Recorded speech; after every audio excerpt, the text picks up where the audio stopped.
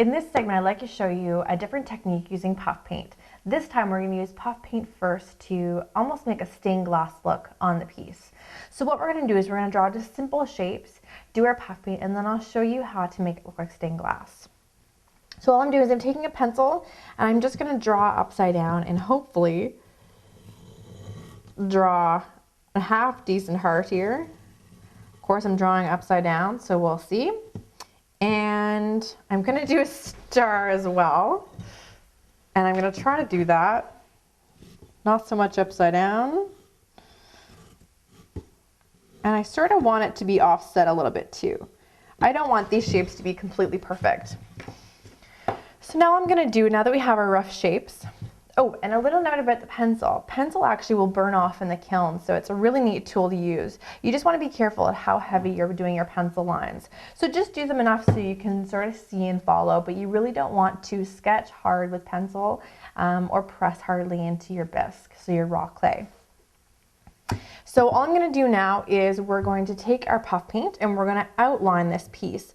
And by doing this, we're actually going to be sort of creating a well that we're going to later add paint to.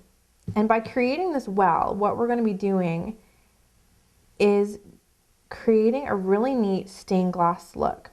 And the reason why the paint will create a stained glass look is when it's firing, the pool or the well that we've created by our puff paint, the paint will actually sort of creep up the sides and create a really neat look, just like stained glass with a lead lining to it.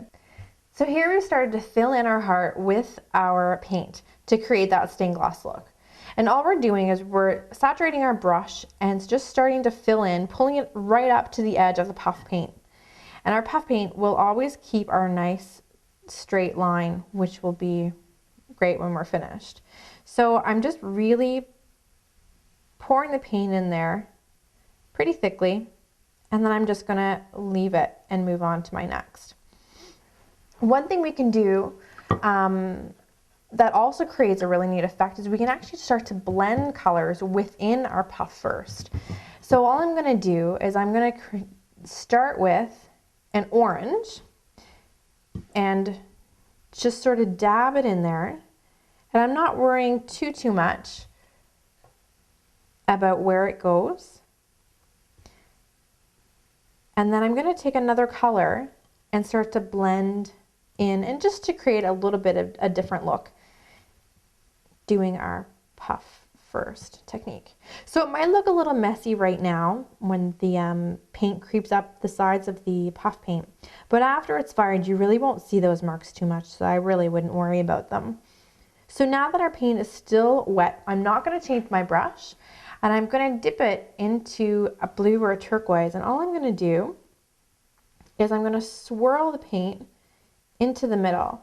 And I'm not going to work it too much because I sort of want to keep the two colors sort of swirled, and some a little bit more concentrated than others.